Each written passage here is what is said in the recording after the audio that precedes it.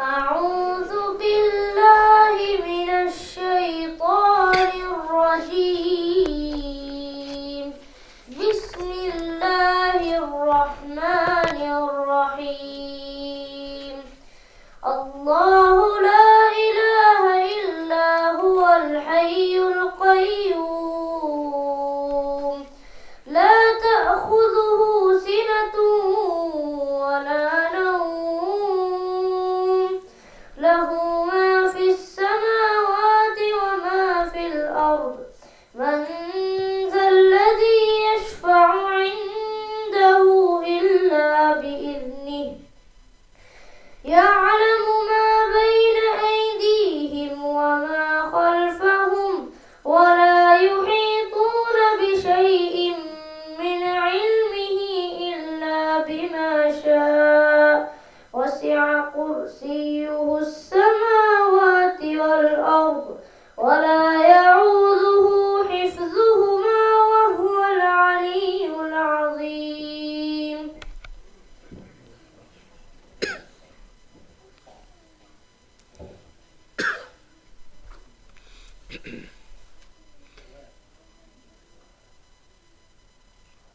أعوذ بالله من الشيطان الرجيم بسم الله الرحمن الرحيم إن الحمد لله نحمده ونستعينه ونستغفره ونعوذ بالله من شرور أنفسنا ومن سيئات أعمالنا من يهده الله فلا مضل له ومن يضلل فلا هادي له ونشهد أن لا إله إلا الله وحده لا شريك له ونشهد أن محمدا عبده ورسوله وبعد.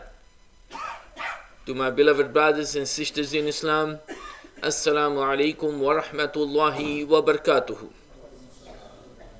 Bi-idhnillahi ta'ala, we are going to explain tonight, or highlight, I would more say, about Ayat Al Kursi, which has just been recited by Brother Rayyan.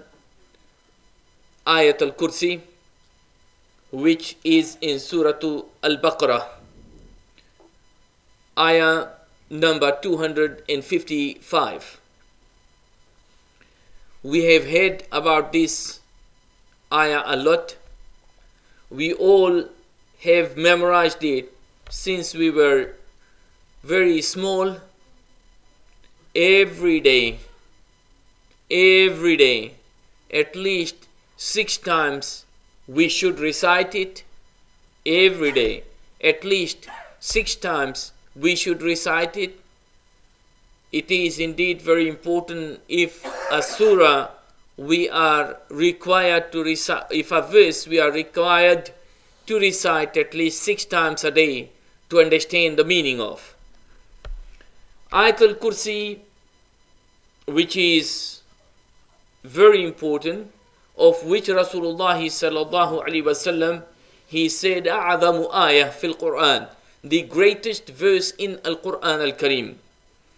One day Rasulullah sallallahu alaihi wasallam سأل أبا منذر, أي أبو ذر رضي الله تعالى عنه, يا أبا منذر أتدري أي آية أعظم في كتاب الله. يا أبا منذر, do you know which verse is the greatest verse in Al-Quran Al-Kareem? قال الله ورسوله أعلم. Whenever the Sahabas Ridwanullahi ta'ala alayhim ajma'een, Rasulullah sallallahu alayhi wasallam would ask them, do you know this? Mostly they would say Allahu wa rasuluhu a'lam. If it was in a way in which they will think that he sallallahu alayhi wasallam would answer later.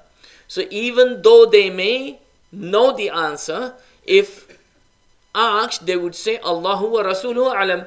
This is one of the etiquettes, one of the adab which we should have among our scholars, amongst our seniors. At times, if you know that this may be their manhaj, their way of dealing with the issue, they may say, do you know about this?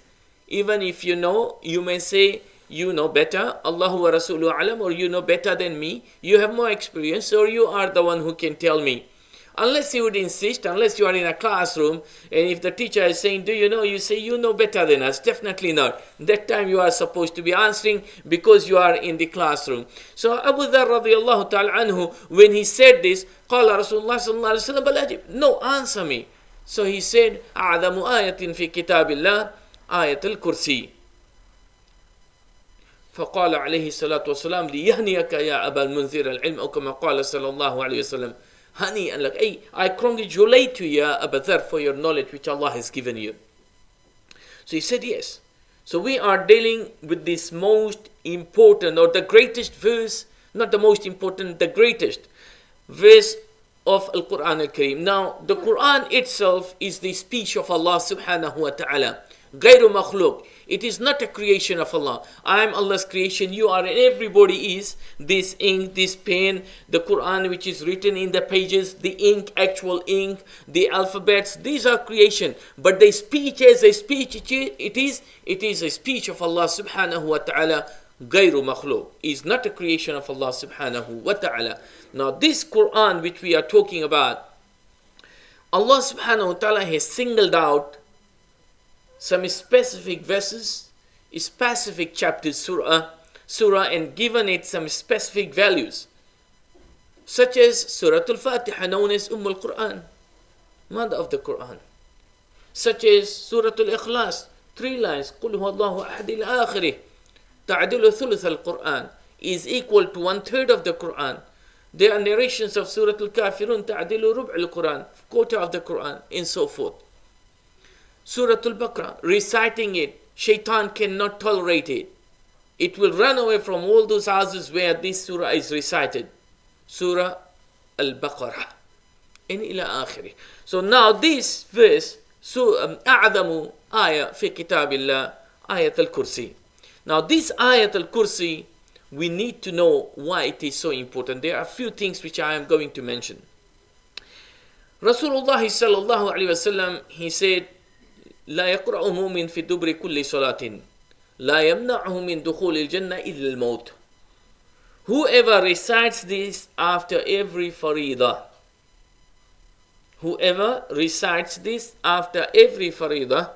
the only thing which will stop him from entering the Jannah is death. So till your death does not come, you will not enter the Jannah. Now the tariqah of Rasulullah sallallahu alayhi wasallam is after Salatul Farida, Assalamu alaikum wa rahmatullah, Assalamu alaikum wa rahmatullah, Istighfar, then all those dua which we know, Allahumma anta salam minka salam, you can see it on the wall there, and I'm pretty sure all of you know it, alhamdulillah, and those who are still learning, you can go and learn it, and then all after Allahumma anta salam minka salam and all these dua, then you la ilaha illallah wahdahu la sharika lah, then you start with subhanallah, Alhamdulillah, Allahu Akbar 33 times each, and then again you finish it up, and then after that you go to the verses which you are supposed to recite. The first one is Ayat Al Kursi, which you are supposed to recite, and then Qul Huwallah, Qul A'udhu bi Rabbil Falaq, and Qul A'udhu bi Rabbin Nas. After Fajr and after Maghrib, these last 3 surah, you would recite 3 times, and after Zuhr, and after Asr, and after Isha 1 time each. And as far as Ayat Al Kursi is concerned, 1 time each after each Faridah. So this is the tariqah to Rasulullah sallallahu alaihi wasallam. This is the sunnah of Rasulullah sallallahu alaihi wasallam. Not to do anything else, but to do istighfar and tasbih and reciting these verses which I have mentioned, including this verse, Ayat Al Kursi. La yaqra'uhu. Any mu'min who recites it, the only thing which will prevent you from entering the Jannah is because you are still alive. The moment you die, you are from Ahl-Jannah. You see, so many of us, because we do not follow the sunnah of Rasulullah sallallahu alaihi wasallam after Farida, we start to do other things which we are not supposed to do, and we do not do things which we are supposed to do. We are prevented from such a virtuous act, and that is reciting of Ayat Al Kursi, which is going to take us to Jannah. Inshallah. So this is one of the fadail, one of the virtuous significance of Ayat Al Kursi. Also, this verse, yahrusuna min ash-shaytan. More people know this verse through that this is going to protect us from the shaitan. Indeed it is. Indeed it is. Now, Rasulullah sallallahu alaihi wasallam has said anybody who recites this before sleeping. But let me go to two different narrations here. One which happened as an incident with Ubay ibn Ka'b, and the other which happened with Abu Huraira radiallahu ta'ala anhu. There are other Sahabas with whom some similar things happened, but these two would cover basically what we need. Ubay ibn Ka'b, he had some wealth and he found out that it was stolen. It kept on being stolen. So he caught the thief. And then the thief told him what to do to be protected from him. And of course, the thief was the shaitan. Jinn and shaitan, they are from the same family, without going in that, how it is and what. The shaitan is from the family of the jinn, so the jinn from it is the shaitan also. Whichever way you want to take it. So when he caught, then they said, okay, I'm going to teach you something from which you would be protected from me. Now, it's like this. He is a thief, and by teaching Ubay ibn Ka'b, he would be basically would be protected or eliminated from one source of provision for himself. But that is not so important right now for him. For him is to be saved. And you know, when people they go to court, one person will give some form of evidence on the other to get away with it, while both of them they were stealing or killing or whatever. You know, exactly like this shaitan did here. So what happened after the shaitan told him that if you recite Ayat Al Kursi in the morning and afternoon, you would be protected from the shaitan. If you recite in the morning till afternoon, and if you recite in the afternoon till the next day. So you can do it in the morning and also from Zohar time or after Asr any time. So this, if you are reciting after every Salah, anyway, you are well covered in this. Now the hadith of Abu Huraira radiallahu ta'ala anhu, which is more lengthy, and also this hadith is authentic, narrated in As-Sihah and other places. Rasulullah sallallahu alayhi wasallam, some sadaqah came to him. Sadaqah means some charity. And here it happened to be in this particular occasion, dates. Now, in the beginning of Islam, and when the migration happened, also for a long time, they did not have these kind of resources where they have a special storage room and there is that special monetary house, Baytul Mal or things like that. No, so it was on ad hoc basis, whoever could cater for whatever came. So one time the sadaqah came, and this was quite late in the lifetime of Rasulullah sallallahu alaihi wasallam. Remember, Abu Huraira, he accepted Islam quite late. Right? So he, radiallahu ta'ala anhu, one day when sadaqat came, he said, Man yahfadullah, who is going to take care of this? So Abu Hurairah said, Ya Rasulullah, I'll do it for you. So he was protecting it for Rasulullah sallallahu alaihi wasallam. While that was happening, he saw that somebody came to steal. So he went and caught him. So when he caught him, he said, look, I'm a poor man, faqir. And I have got children, girls and so forth, and I have a big family to take care of. Please have rahmah on me, have mercy and let me go. So Abu Hurairah, naturally a very kind person, he said, okay, go. But tu'ahidni la tarji', you give me a promise that you will not come back tomorrow. He said, okay, he goes. Now next day Abu Hurairah is also guarding the place. Same history repeats again for the second night. Again he gives the wa'ad. The third night, he gives the wa'ad. After the first one, when Abu Hurairah went for Salatul Fajr, Rasulullah sallallahu alayhi wasallam, he is saying to him, Ya Abu Hurairah, ماذا فعل بك أسيرك البارحة? Ya Abu Hurairah, what happened to that Asir, the one which you captured, meaning your prisoner? What happened to him yesterday? So Abu Hurairah, he said, Ya Rasulullah, this is what happened. He promised me, I left him. Rasulullah sallallahu alaihi wasallam said, Sadaqaka wa huwa kadhub. This is in the last. First he said, Sayarji'. He will come back. He will come back. So Abu Hurairah, he said, I was waiting, knowing definitely he is going to come back, because Rasulullah sallallahu alaihi wasallam said. After that second, on the third, Abu Hurairah said, look, This is enough. Too much. 3 times I'm catching you. I'm not going to leave you at all. I'm going to take you to Rasulullah sallallahu alaihi wasallam. That is when the shaitan, he told him, look, ya Abu Huraira, if you leave me, I will be honest with you. I promise I'm not going to come back again. I'm going to teach you something. If you recite, you will be protected from the shaitan. What is that? Ayat Al Kursi. Allahu la ilaha illa huwa al-hayyul qayyum ila akhiri. So again he had rahmah, he left him. He went back to Rasulullah sallallahu alayhi wasallam. And when Rasulullah asked him again, he said, Sadaqak wa huwa kadhub. He told the truth, but he's a liar. Told the truth about the protection which is being provided in Ayat Al Kursi, but in himself as a person, he is a liar. At-Tadri ya Abu Huraira man dhak? Do you know who your prisoner was? Ya Abu Huraira. He said, La ya Rasulullah. Qala dhalika shaitan. So for 3 days he had been catching him. He did not even know that he is a shaitan. That he didn't even know that he is a shaitan. Because it took the shape of a human being to come. Now, from here we know a shaitan may come, a jinn may come, and they can take a shape of someone and be with us, we may not know. Now, these things will not happen continuously. Somebody comes in a shape of fulan and is sitting around with you, comes and enjoys lunch with you. He is still here and you with dinner. Next day says, bring me some breakfast check from your home. No. These things mostly Sufis they promote. These things it doesn't happen in this way. It's very rare. Occasionally it will come. You see the lifetime of Rasulullah sallallahu alaihi wasallam, a shaitan will move in for a while and then he goes. This is possible. And that's why the riwayah, which is very famous of Shaykh bin Baz, rahimullah, who is one of the greatest of our time, we all know.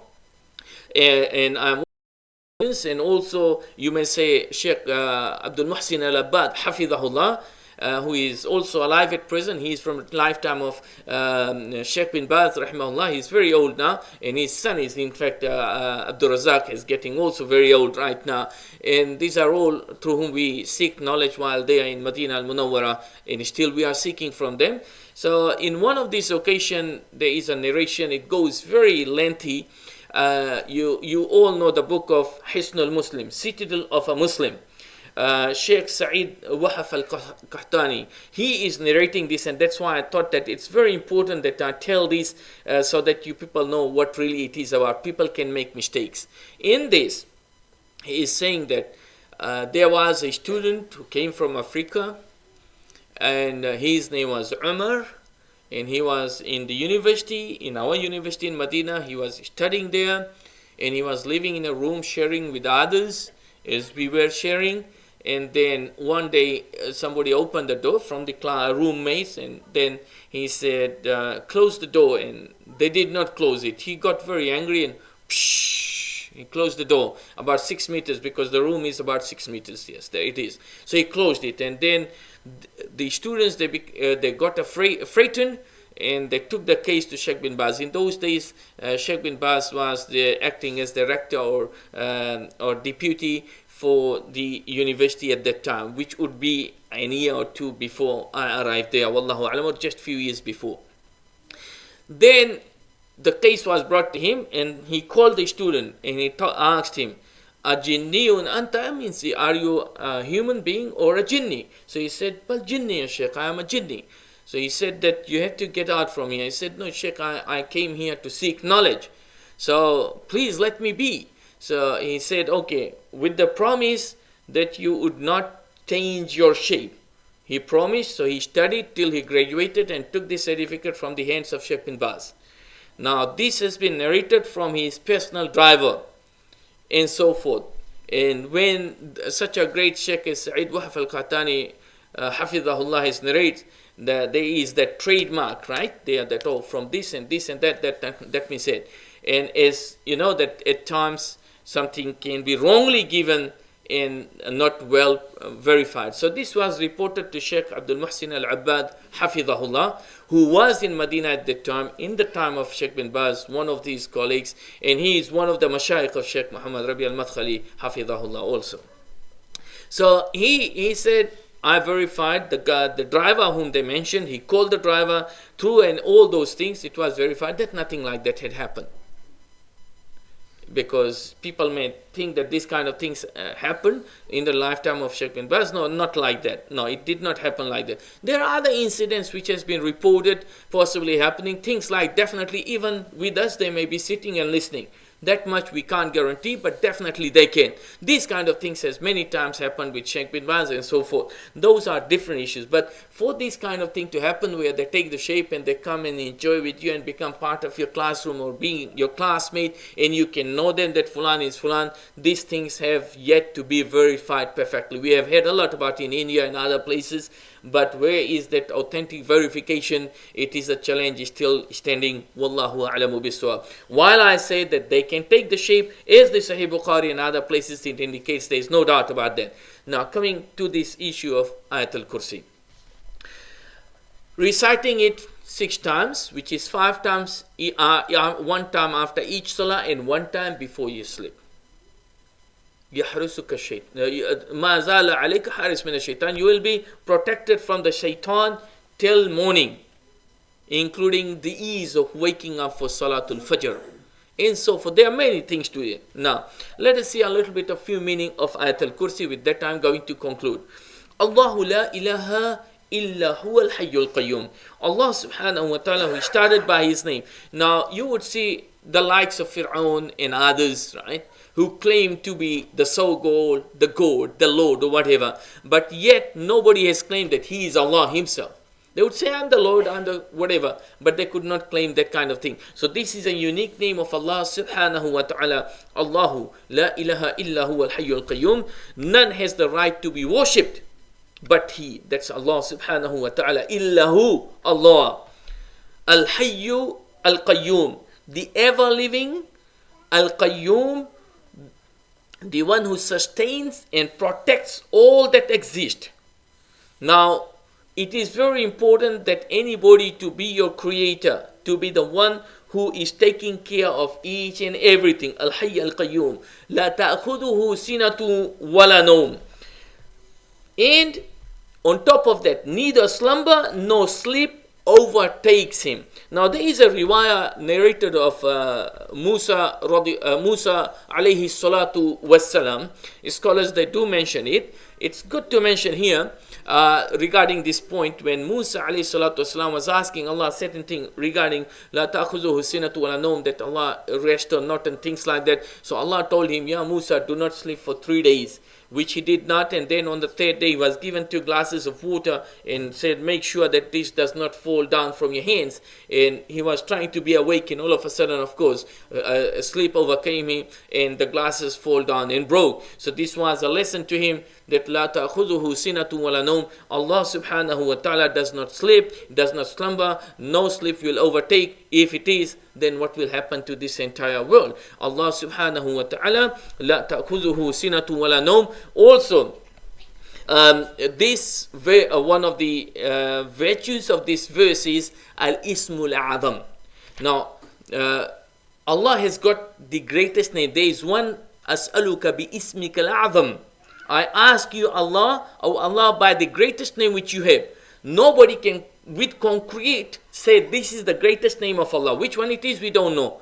Is that Allah? Is that Rahman? Is that Rahim? Or what we know or we don't know best to Allah. So we ask Allah sometimes, especially in ruqya or dua, as'aluka bi ismika al-azam. Give me this, Ya Allah.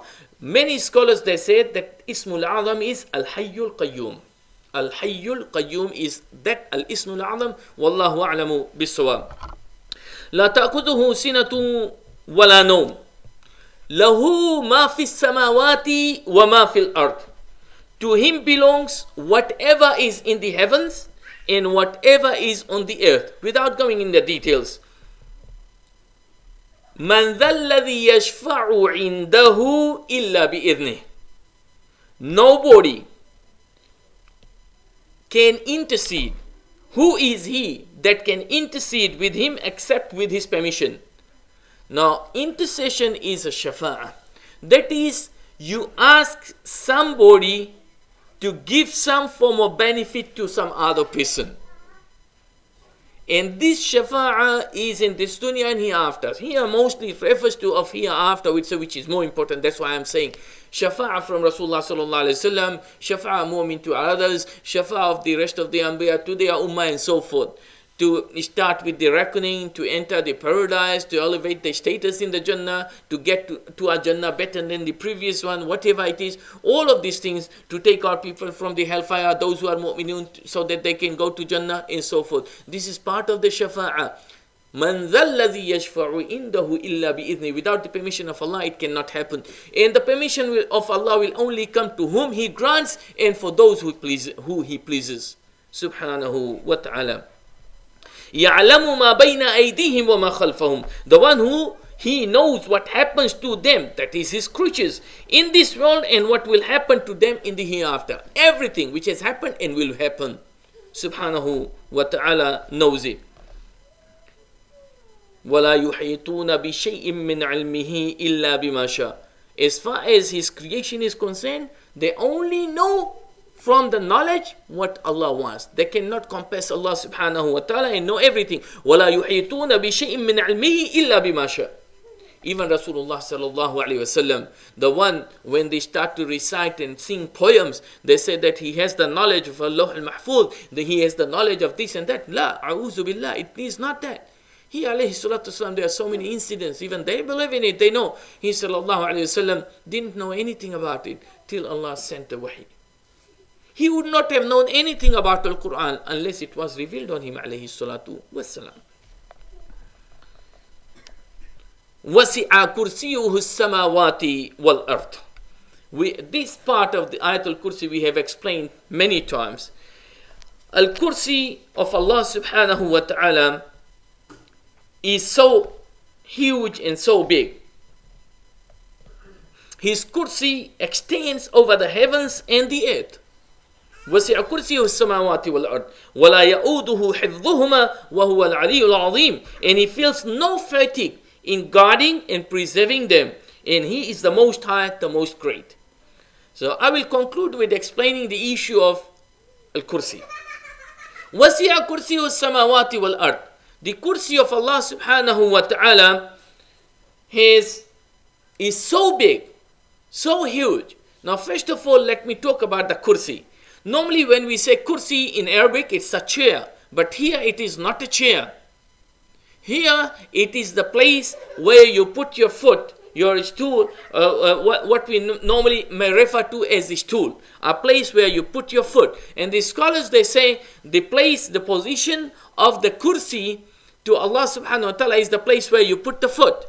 And then Arshur Rahman, the throne. Throne is a place like a chair in which you sit. So throne is different, kursi is different, arsh is different, kursi is different. وَسِعَ كُرْسِيُّهُ السَّمَاوَاتِ وَالْأَرْضِ. The kursi is so big. If you take the entire kursi on one side, entire rest of the creation, heavens, earth, paradise, hellfire, all these galaxies, Mars, space, whatever, aliens, whatever, all of them, right, on one side, and kursi on one side. The size of this entire creation of Allah compared to kursi, which is so big, is like one small ring. You throw it in the midst of the desert. That ring, how big it is, and compare it with the desert. So that kursi like a desert, and this entire creation like the ring.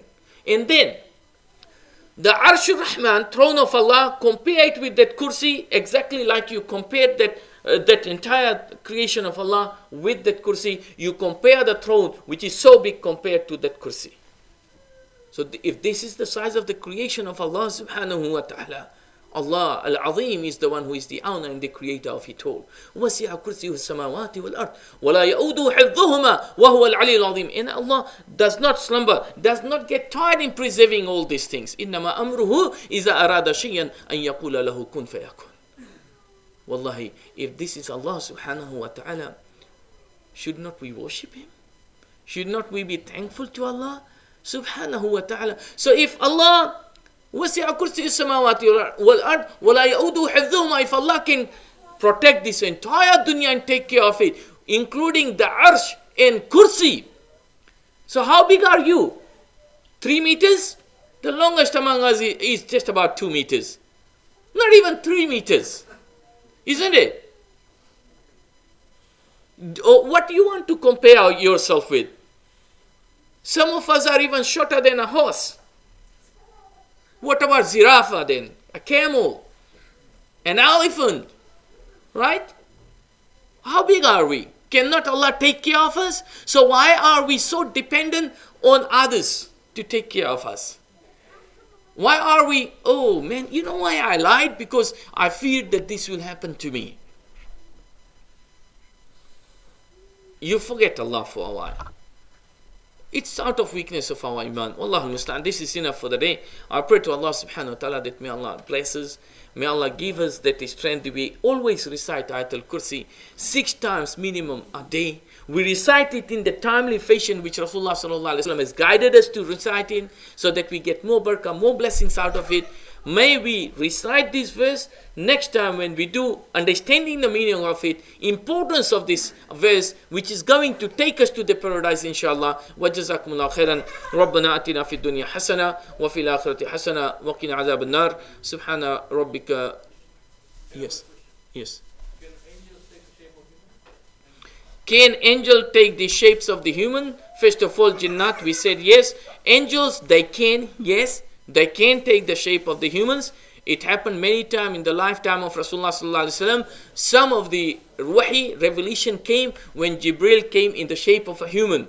So there are various ways in which he alayhi salatu wasalam received the wahi. One of them was this. The most difficult one was kamasli salsalatil jaras, when it used to come like a humming, in which he will become so heavy in weight, even the camel could not contain him. The animal will sit down. No wonder he sallallahu alayhi wasallam was given the strength of 30 men.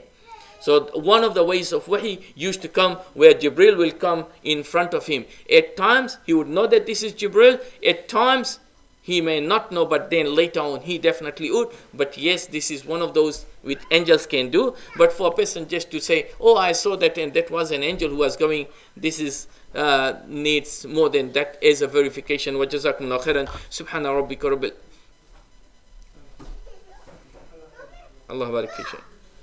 Sometimes some soothsayers or magic doers, they might turn things into animals, like pig, fish, bird. Are those seen as jinn or shayateen? Shaykh is asking, of course he knows, he wants you people to know, changing of shapes of things, is it possible? Scholars, they say, if it is, then it is not most likely that the actual thing takes the shape, but a jinni will take the shape of that particular animal or particular whatever it is, and that actual figure would be concealed from your eyes. So if a magician says, I am changed to a cat, he did not change to a cat. You cannot see that magician anymore, but the jinn will come and take the shape of that cat. Exactly as when Al-Masih al-Dajjal would come, and when he will make your parents come alive, and they will say that this is your God and follow him, they would not be the actual parents of that person who are dead, but they will be jinnat who will take the shapes and figures physically appearing in the way their parents would be. So this is what it is. Also, like when you say the magicians, they claim, or whoever, that they can walk on the water, they can fly, or things like that. Imam Shafi rahimullah and others, they have said, whenever anybody claims like that,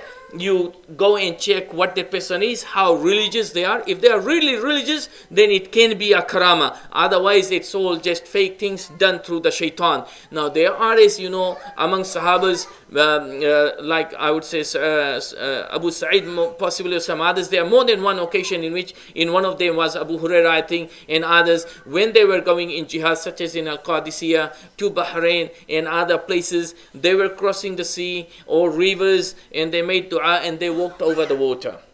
So this guy, or the entire army of 4,000 walked over the water and went to the other side. These things can happen. There were sahabas and tabi'een. It can happen. It's not that it's impossible. Allah will help them to happen. But whatever is claimed as from normally soothsayers, of course, they do it normally through shirk. Wallahu al-musta'an. Wa jaza wa alayhi tuklan. Subhanakallahumma wa bihamdik. Nashhadu an la ilaha illa anta nastaghfiruka wa natubu ilayk. Wassalamu alaykum wa rahmatullahi wa barakatuh. Well, Jazakumullah khairan for listening, and special thanks for